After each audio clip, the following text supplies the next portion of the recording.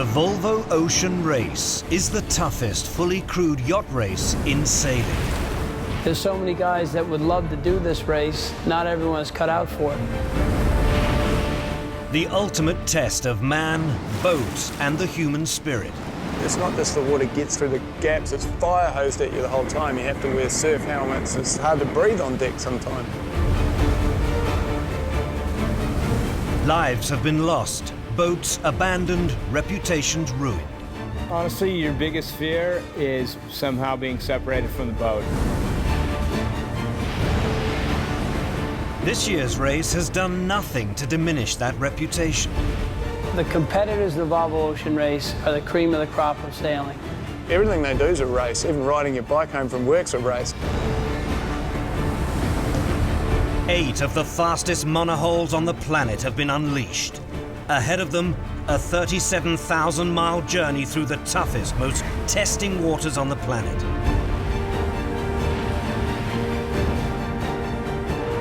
New boats, a new route, and a new challenge. But deep down, nothing's changed. For a life at the extreme, sign up here. It's the last great extreme sport left on the planet.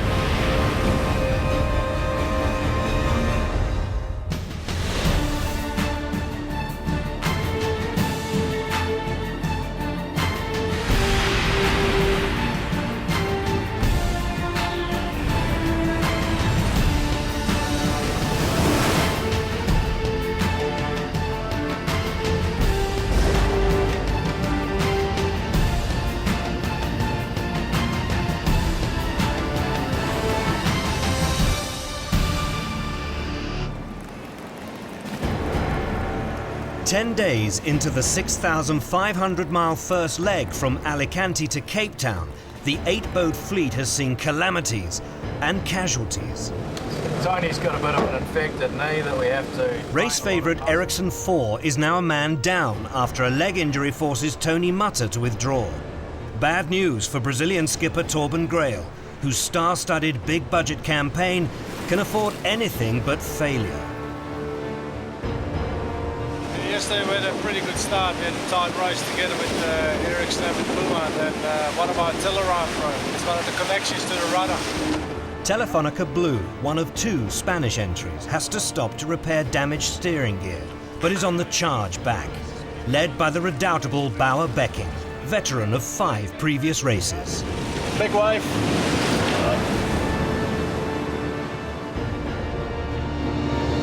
Newcomer Andreas Hannekamp's team Russia are struggling, fighting fires above decks and below. Our keel ram boots have ripped. They've ripped pretty much straight off the start.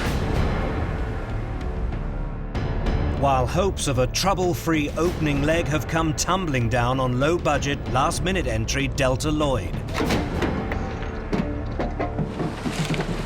Got the sail caught around one of the jumpers and broke off the jumpers. Schoolboy air. Setting the pace is Green Dragon, skippered by Ian Walker. Or maybe Justin will stop talking about ABN AMRO now that we're leading. A double Olympic silver medalist, the Englishman's relish for competition comes as no surprise, but his 20-mile lead does. A Volvo Ocean Race novice, Walker has made all the right calls, but has a monster clawing at his heels.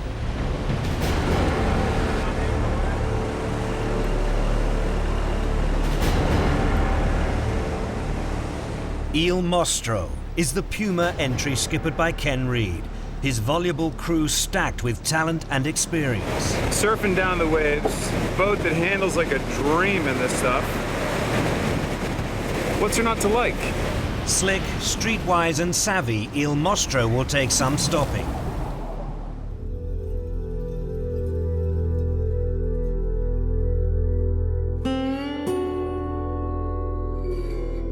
Day 10, and the fleet is still mired in the doldrums.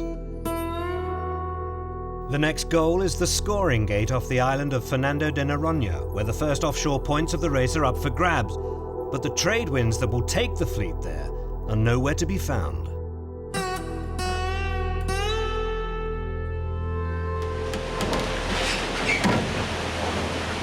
Give us some wind! Plotting the best course between the rain clouds and squalls blemishing the radar could mean jumping several places. And right now there are more snakes on the board than ladders. Spread across a distance of more than 200 miles, the fleet is dramatically split east to west. Leading the race and second place Puma and third place Ericsson 4 at the western edge is Ian Walker's Green Dragon. These are nervous times as the fleet compresses in behind us. I'm trying to work out whether we just head south to try and get out of the doldrums or whether we keep heading west, where we're hoping there's going to be a bit more wind for the crossing. So these are busy times, but they're exciting times because we're still number one.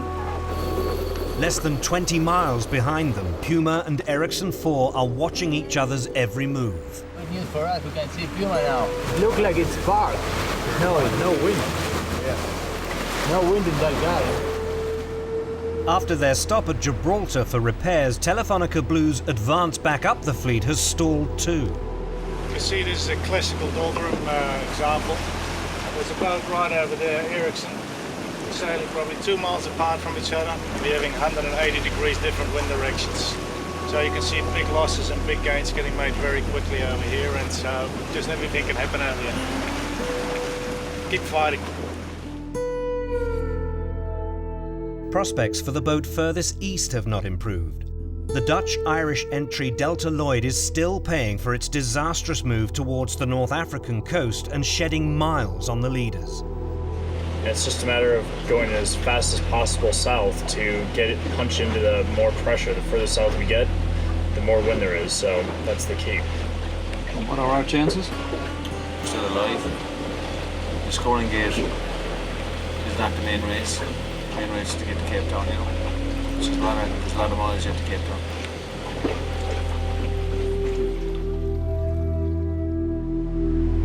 On Ericsson 3, the stress is less mental than dental.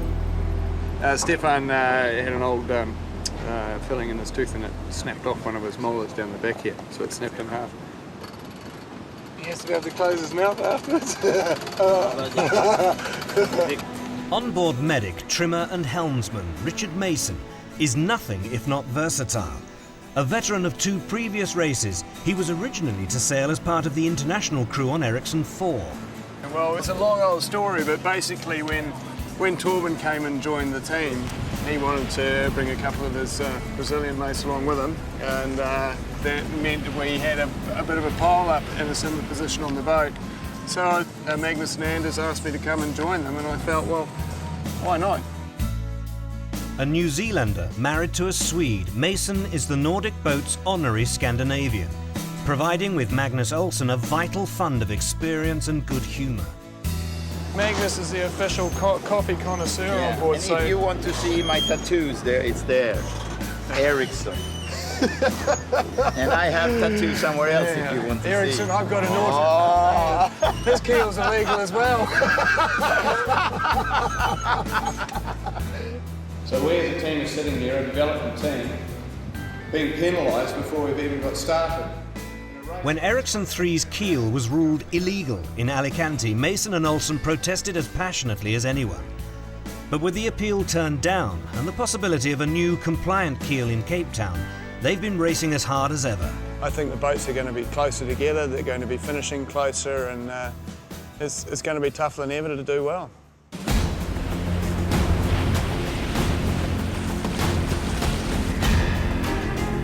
Day 12, and the escape from the doldrums is finally underway. It's starting to rain, so I've got air coming out, hopefully. Big cloud. A bit early in the day, but we'll take it. If we get round in front of it, we'll be able to get good pressure coming out.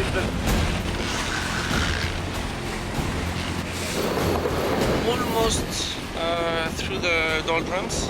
If we manage to go through, we would be in not too bad shape to run to Fernando de Noronha. We've got Ericsson 4 over there, Il Mostro over here, and the Irish are 25 miles ahead.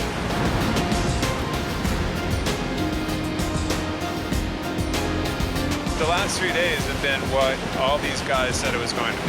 Hard, weird. We led coming in, we're second leaving. It was just kind of luck of the draw. Later, on Delta Lloyd, the last of the squalls allow Jer O'Rourke's men to wash their hands of the doldrums too. The wet wipes, for once, are not required. Up ahead, the island of Fernando de Noronha awaits. First boat to pass it lands 4 points, and an important psychological blow on the rest of the fleet. The leg one pace is just picking up.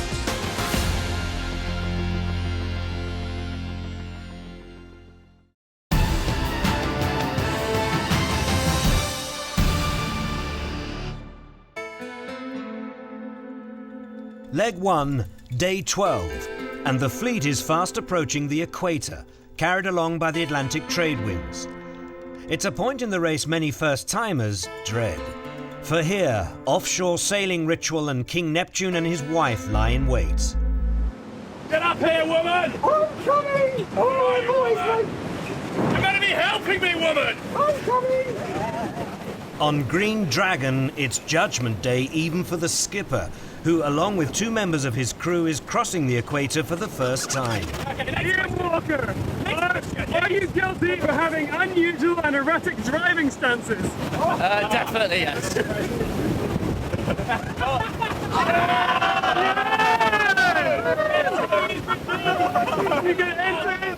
There have been further crimes and misdemeanors on Ericsson 4.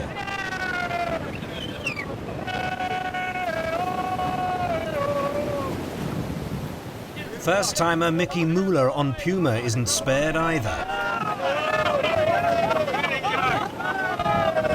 He came to me last night and left this bottle of Napoleon, because I'm French.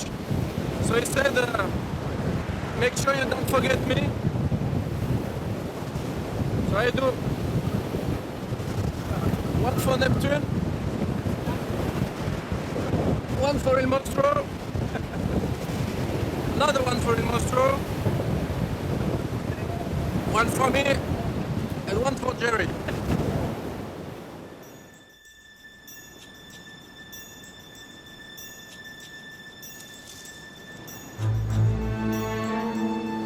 Fernando de Noronha is one of Brazil's hidden treasures, one of a series of volcanic islands 200 miles off its northeastern coast. Fernando marks the first scoring opportunity of leg 1. And Green Dragon, Puma and Ericsson 4 are all in the running for first prize.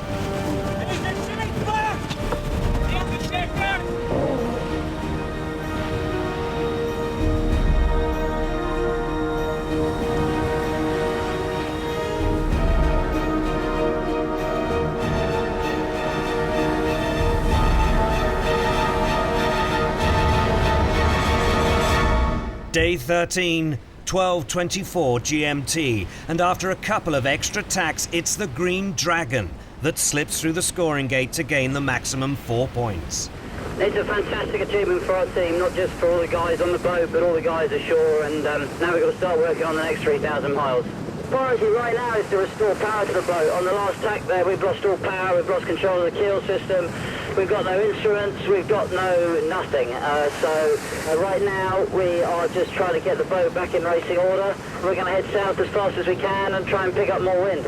For me personally, I think the food's the thing I struggle with most. The food is absolutely disgusting, and I'm hoping that in another 12 days we might be there, although I have to say it's looking like it's going to take longer than that right now. Good luck, and we'll see you in Cape Town. Yeah, thanks a lot. Thanks for following us. It's nice to see land again, and it's nice to be in first place. Go the Green Dragon.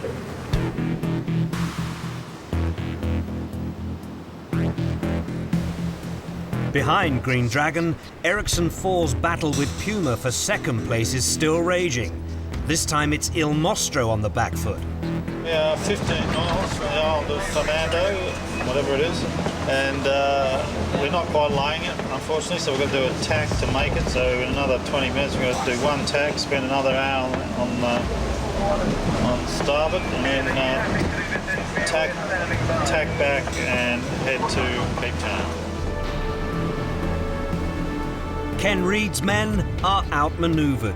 Some 90 minutes behind Green Dragon, Ericsson 4 clears the gate to claim 3.5 points, barely quarter of an hour ahead of their rivals on the red boat. I was expecting a very close race. This is what we are getting. I think the first race was a trial for this class, and I think Juan got the design pretty well that time. And everybody learned from that. It's been a great team effort to get here in second place. We are sorry that Tony is not here with us, but I think he is in good hands and he's going to be joining us back in Cape Town. Good afternoon, P40. This is El Monstro here. Puma pockets 3 points for third place, but it's round 1 to Torben Grail's men. Reed's crew are hurting and cursing their luck. We're obviously pleased to be within range of the lead right now. Obviously, it's a little bittersweet. We got quite unlucky on this last 500 miles. The shift that we were anticipating just never came our way, and Ericsson did a nice job and tucked around inside of us. So we've been within shouting distance of Ericsson for most of this race. AP and I have a lot of work to do downstairs here pretty soon to make sure we get this weather squared away.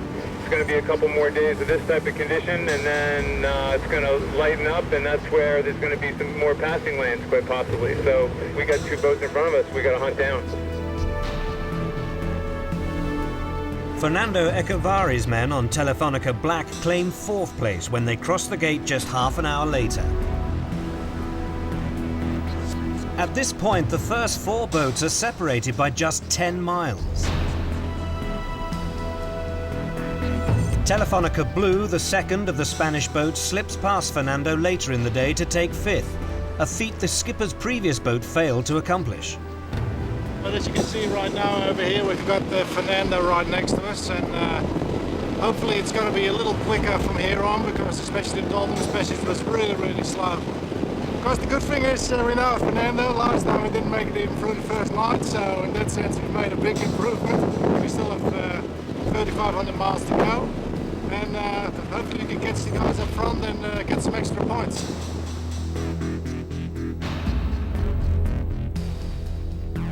The placings of the leading 5 boats at Fernando creates Leg 1's first ever 5-way tie at the top of the leaderboard.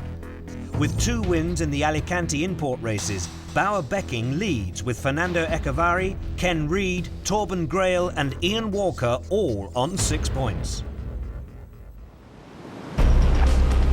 Still bringing up the rear is Team Russia. The first leg is proving a harsh induction to the Volvo Ocean Race. Their bowman, at least, is well used to the difficulties this all-encompassing challenge presents. It's obviously a way of life.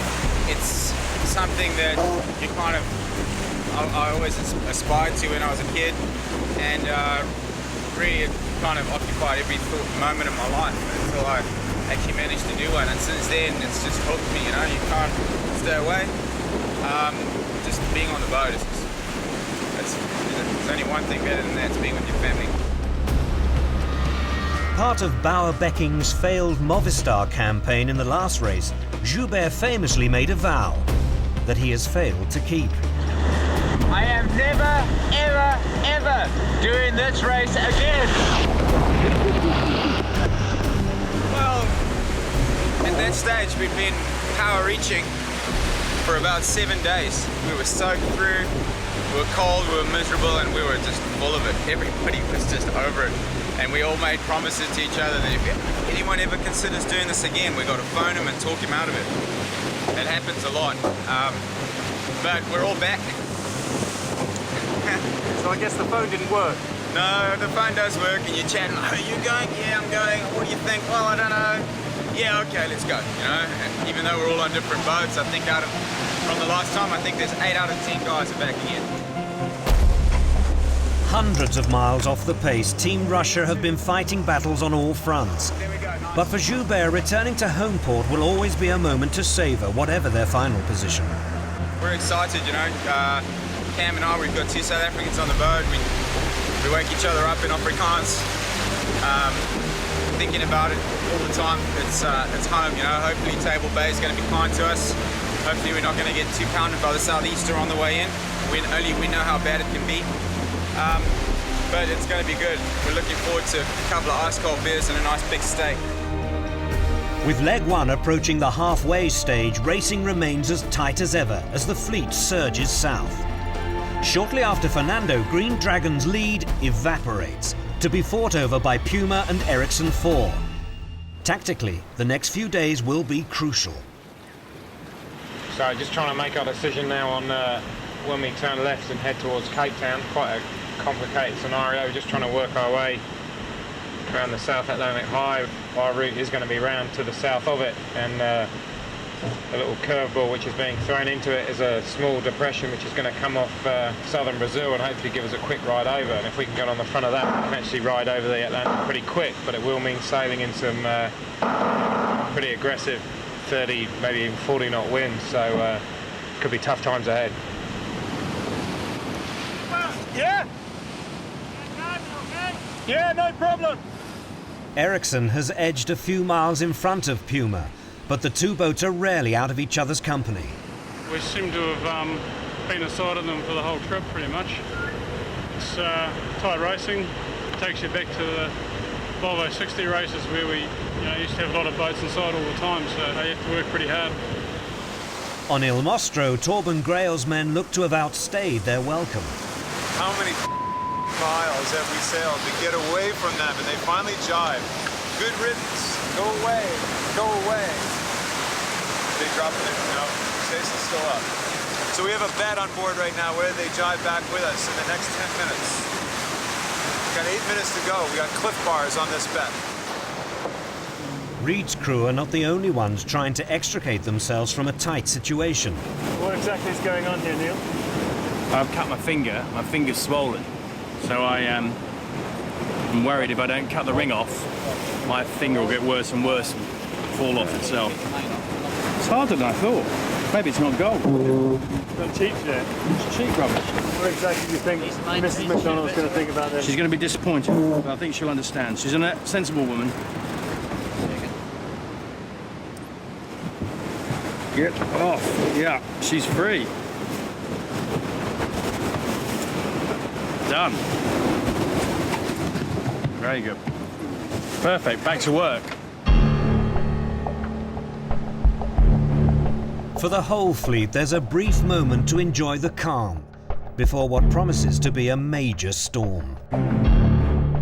We have been 16 days at sea now, and we're approaching Cape Town.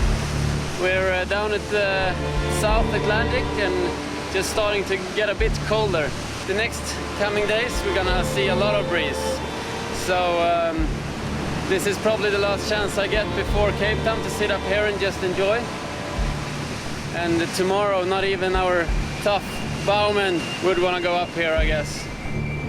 The low pressure system is strengthening by the hour, with wind speeds of over 40 knots expected. It's a daunting prospect, even for Delta Lloyd's 4-race veteran. How does it look, guys? Frightening. There's plenty of wind around there. It's going to be there for some time, so there's going to be some big waves. So it's going to be a time for hanging on. Huh? How far to Rio? 500 miles. Man, we could just go there. Okay. First boat to Rio. Said turn right.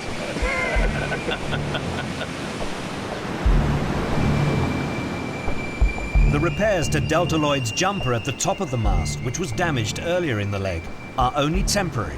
If that breaks up there, then the mast comes down, if we're carrying a sheet off it. I'll be nervous all the way to the finish. Whether it's great sailing or whether it's sailing, I'll be the same. You're nervous?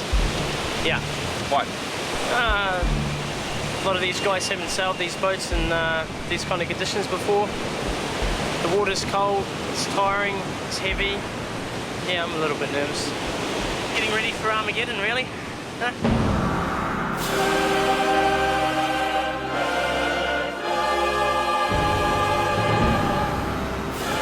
Day 18 and the big winds duly arrive. For some, the next 4 days are about survival. For others, a place in the history books is in the offing. Ericsson 4 hooks onto the northwesterly winds first and holds on hardest. Just got a 24-hour record! With a run of 565 nautical miles, Torben Grail's crew sets a new 24-hour monohull distance record. Next to fall is the 600-mile barrier as they storm on to notch a staggering 602 miles in the hours that follow. But will the record fall again? And will the rest of the fleet weather the storm? Leg 1 is reaching its climax.